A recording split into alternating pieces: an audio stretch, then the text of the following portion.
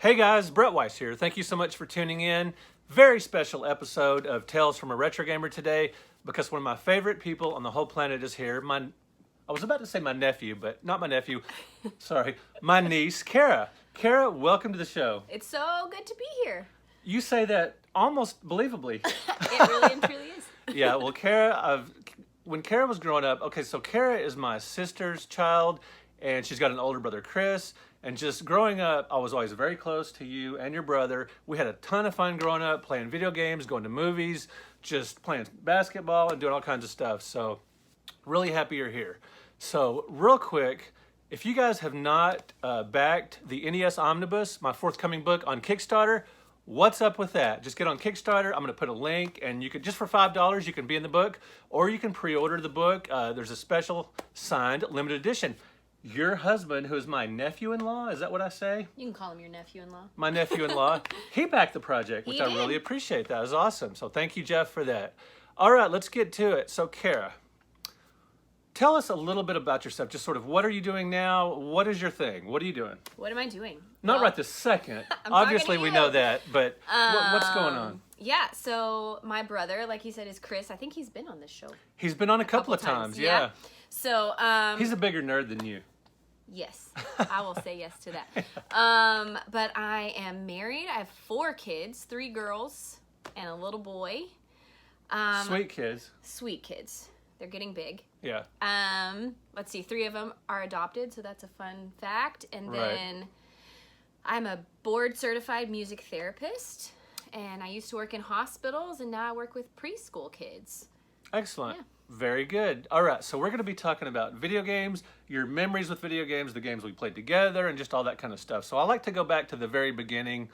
What is your first video game memory ever? Just, you know, how old were you roughly, and just what do you remember just from the very beginning? Yeah, I remember one of those huge TVs with wood that was like around wood. Yeah, like covering a it. basically with the when dial. a TV was a giant piece of furniture. Yes, Right. a giant piece of furniture.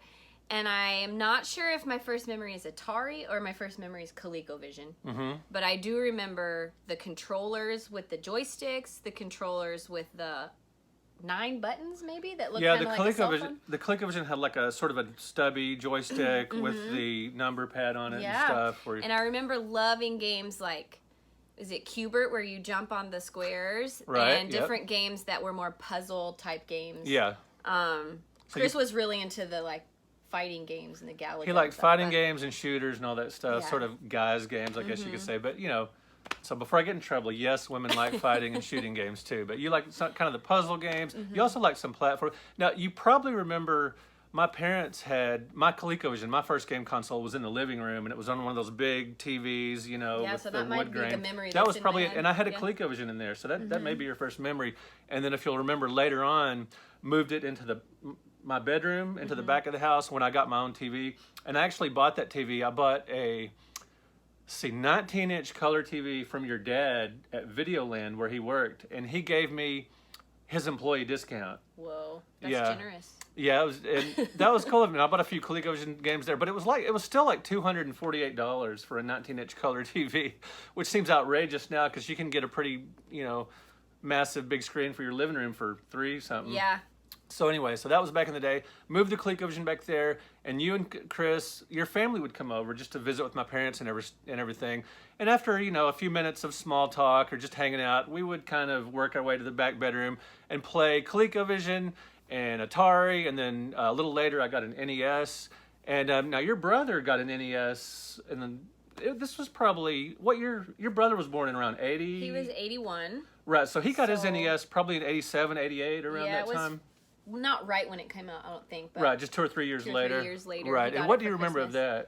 that? Well, I remember Christmas morning him opening up this video game system and freaking out. So he was surprised? He was surprised. Awesome. So that was awesome. I don't remember what I got that year because I think I'm sure that the overshadowed, NES, the yeah. NES overshadowed whatever Barbie Dream House or whatever it was Poor Barbie. that I had. And immediately Dad trying to set it up on the TV. Just in the living room TV. Yeah, and I right. remember thinking it was taking a really long time to set it up. Huh. That's funny because it's kind of No, simple. it's kind of simple. I don't know. Maybe it wasn't that Maybe long. you're a kid and Maybe it my just seemed like a long 7-year-old time self. because you're excited about it. Maybe that's it. And then immediately just Chris started playing video games and didn't stop the rest of the day. Or the rest of his life. Didn't let me play, you know? Yeah. Except for Duck Hunt or, you know, Right. something like that. But being super excited about the graphics, just being unbelievable. It was unbelievable. It was a big step ahead of what had it come looked before. like, yeah. Right. Especially Super Mario Brothers. It's like, wow, this is like nothing we'd ever seen before. And you really, you know, you can look at Super Mario Brothers now and sort of put it in context and say, yeah, that was a good looking game. But you really can't know what that was like unless you're old enough to remember when it was new. And it was just like, whoa, you know, the cartoon graphics and the really like expansive worlds and surprises and secrets, just way different than anything that had come before that. Now you mentioned, now he got Super Mario Brothers 3 as well, and you remember like the memory games within it, like the little mini games. Yeah, there were little it? mini games. If you could figure out, it was almost a mystery inside of a game of trying to beat the levels. Right. There was like these little mystery sections, and I remember Chris had what was the name of the Nintendo Power magazine, right, and he would flip through there to try to find the pattern of the memory game and kind of cheat a little bit. Is it cheating or is it just strategy?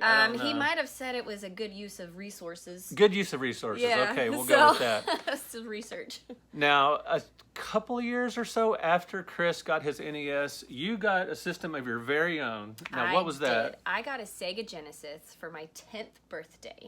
Okay, now how old would you have been? So that was 93. 93. So when you got the Genesis, that was before the PlayStation came out and before the Nintendo 64. So the Genesis and Super Nintendo were still like the big thing to have. Yeah. And so, do you remember? I think Chris had a Super Nintendo at this point. Yeah. But I got the Sega. The Sega was your very own. Chris was super jealous. Of course. I'm almost positive that he said girls shouldn't get video game systems. He's come a He's long more way woke since now. then. Yeah, he's a little bit better now. Slightly more woke, maybe too woke sometimes. Maybe a little bit. Sorry, Chris. But yeah, no, I remember he was really shocked that I was the one that got the Sega. Right, you were kind of maybe encroaching on his territory a little bit. I was. You know, that was his thing. I mean, we played Street Fighter and some different things, but he was always better at it and, you know, more strategy. But right. I got you were to just play, a button masher. I just like to push the buttons. Right. And it came with Sonic the Hedgehog. And that was the cutest little character. And again, at that point, the graphics on Sega with Sonic, it was like you were him, and so he was facing forward almost instead of sideways. When he would pause, he would face forward and look at you and tap his foot and just wondering, like, come on, he had a little edge to him. Yeah, more so than Mario. Attitude. Yes. It felt kind of like you were interacting with the character instead of being the character, kind of. I can see that. Well, he was a very dynamic character, and I remember when Sonic came out, a lot of people considered Mario all of a sudden sort of old and stodgy, and Sonic was a little more hip and happening and cool. And I like that Chris was jealous of you. You kind of stole his thunder a little bit. I stole it. That is awesome. awesome. I was now in control of who got to play when. Excellent. And so that was awesome for me. But I think I stayed up. I got a few games for my birthday too. So it came with Sonic, and I believe I also got Aladdin for my birthday.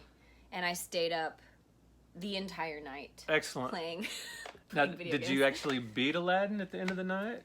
You know, that was a time when you didn't get to save your games. Right, so painful times. I would finally get past all the levels with the camels and jumping on the stuff and get it all the way to Jafar, and every single time Jafar would win and I'd have to start over.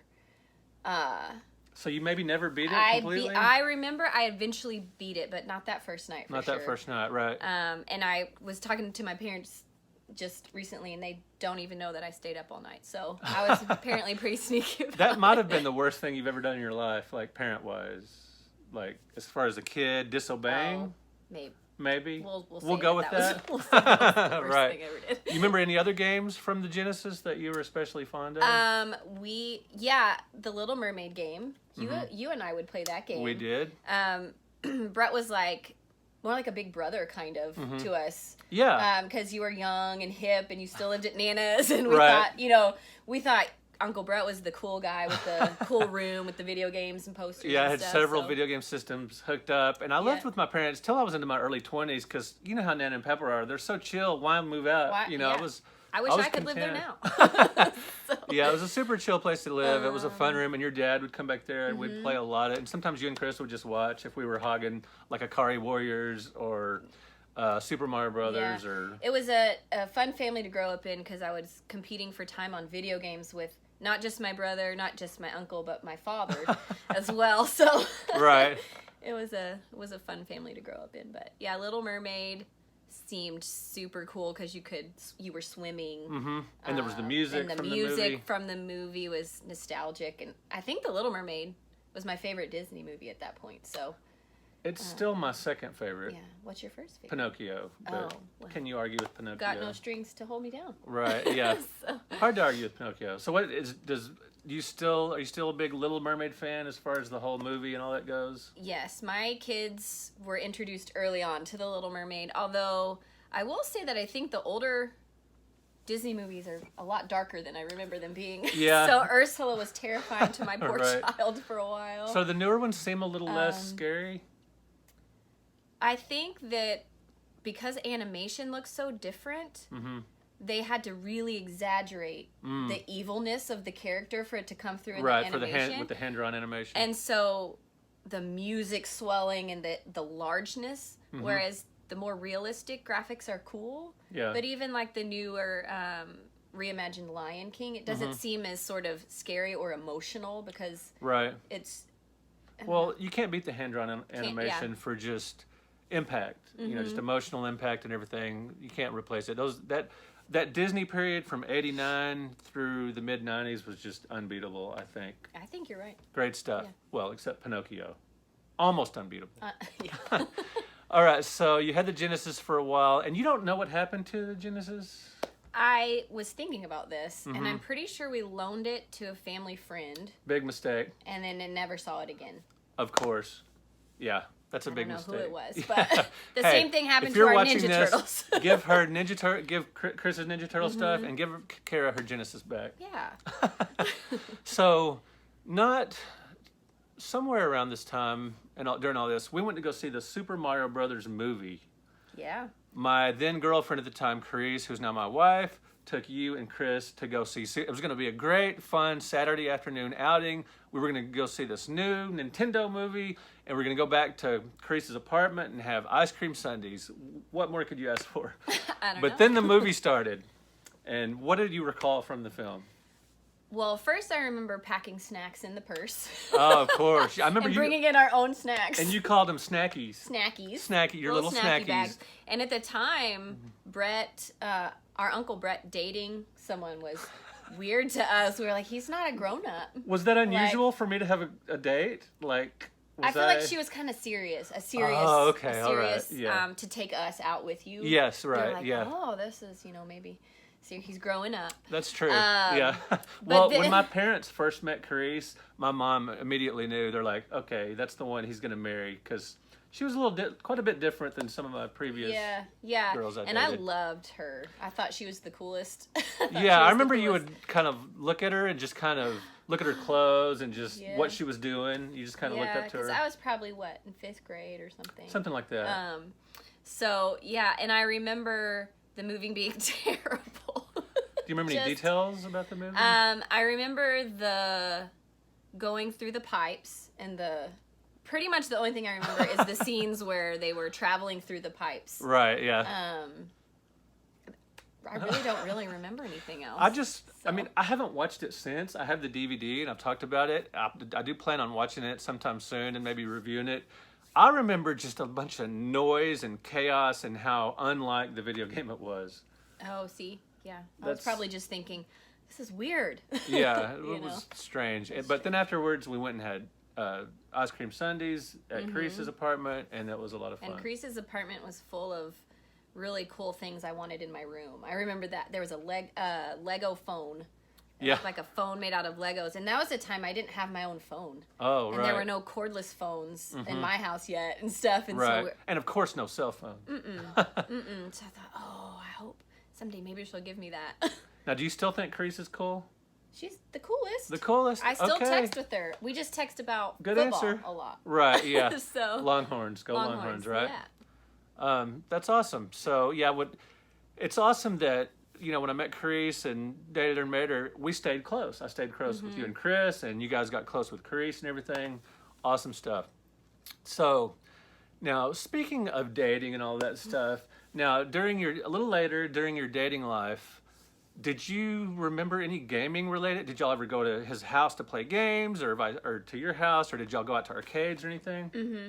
I mean, in high school, I don't remember doing a lot of video games with boyfriends. I do remember guys playing video games and talking about it amongst each other. Right, yeah. But it was probably, I think, when Dave and Buster's and stuff came about, sometimes dates would look like going to the arcade, because it was it was like an all-inclusive date. Yeah. Games, bowling, food. Yeah, Dave and Buster's are a little different than the old seedy arcades that maybe some girls were kind of... Like at the Northeast Mall or whatever, kind of... Right. Because it seemed kind of more hip and cool. Mm-hmm. So maybe being around video gaming people around my life, maybe I avoided dating guys that were super actual arcade goers. Right.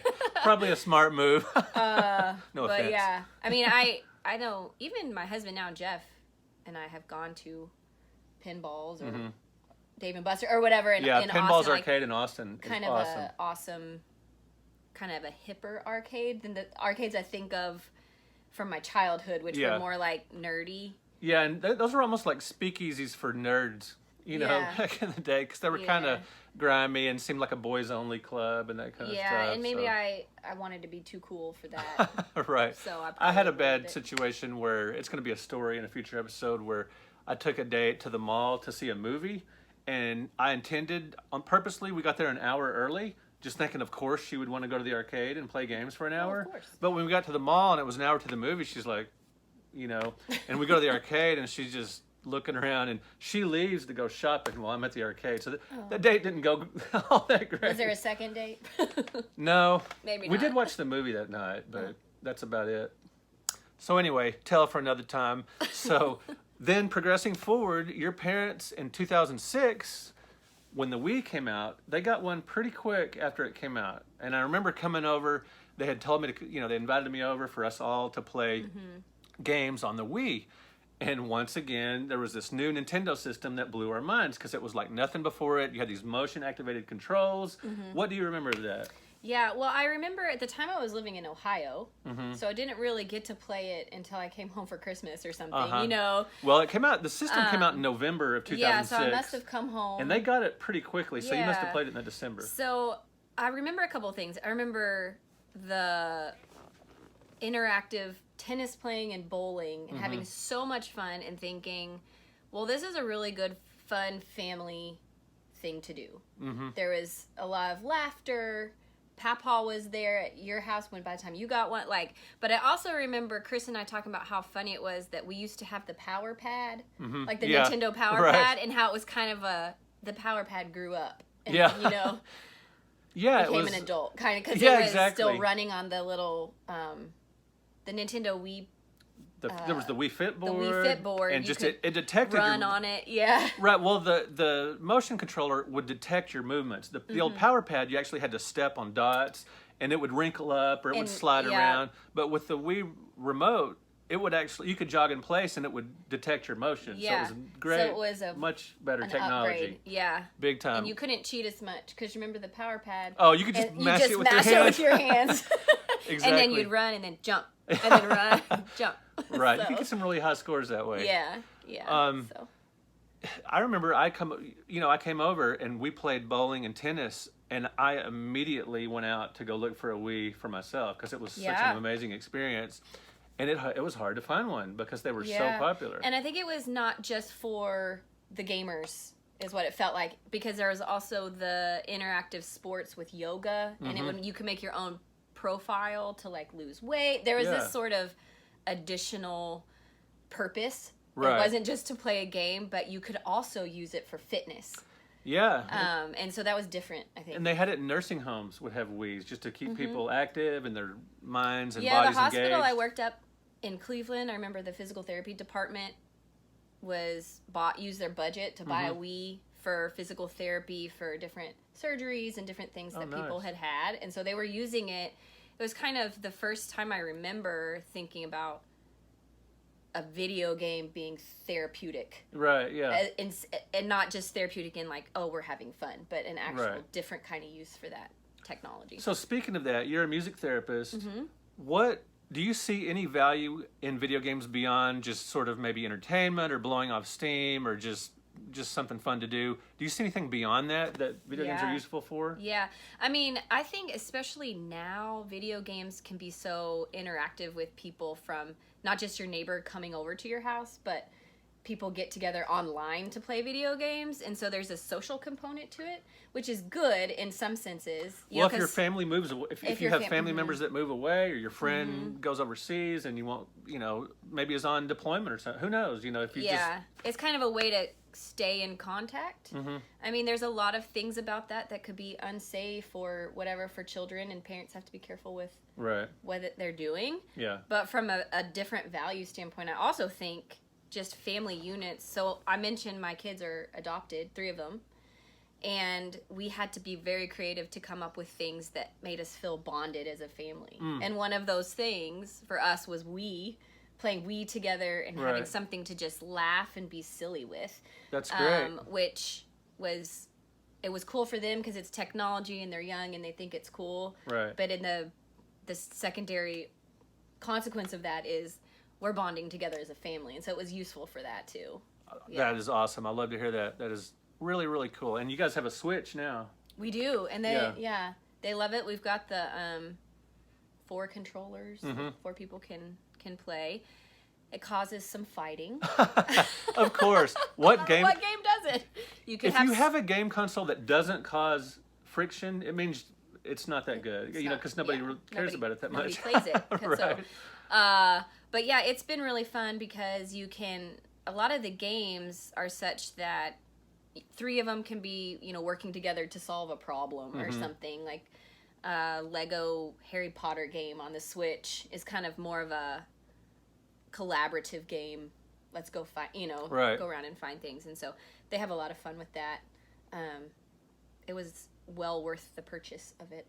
Excellent. And now we're glad we already have one because they're so hard to find right now. They are with everything going on. Used game systems and new too. It's just hard to find certain consoles. And the Nintendo Wii has gone up in value. Wii Sports used to be about $3 or $4 game. Now it's $20-something. Used Switches are hard to find, and on just because so many people are at home doing that kind of thing. All right, so I've probably taken enough of your valuable time, but it's been super fun to have you on. But we've got more here a little bit. If you can hang on for a little more nerdiness, we've got a little bit more to go. So, guys, in the comments. So, you hear a lot about, people bonding with their kids over video games and playing games with their kids or whatever. It's sort of an equalizer. What about with your nieces and nephews? My beloved niece here, Cara, my awesome nephew, Chris, had great times playing games together. And when Chris visits, we still play games. You're usually busy with your kids. My nieces do come over and play Switch with us. Oh, that's awesome. My niece and nephew. So. I love it. That's great. So, guys, in the comments, tell me any really, memorable experiences you've had or are having playing games with your nieces and nephews. I would appreciate it. Last week, I asked you guys, what NES games did you play the most? And Brian Patton said, the black box games are some of my favorite NES games. It feels like they really took the time to make sure all those games were going to be solid games. The games I played the most on NES would probably be Ninja Gaiden. I've never beaten it and probably never will, but still love it. Brutal game, very difficult, I agree. Matthew Portis says, this is a little dorky. Thank you so much for hanging in there.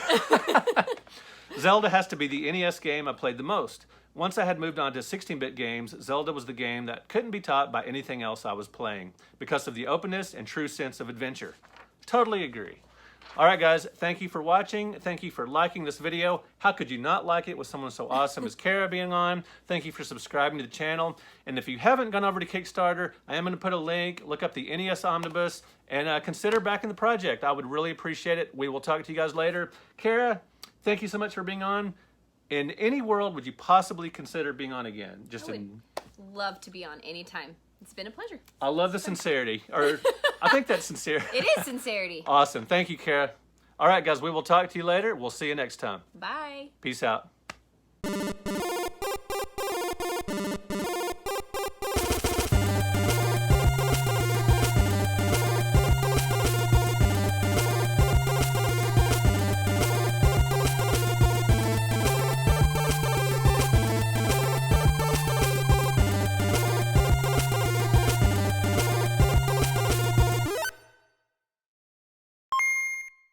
Last week, I asked you guys what video games did. Okay, gonna have to have it. I forgot this right over here. So that's not bad though. We got through 23 minutes. Yeah, we got through 23 minutes. Yeah.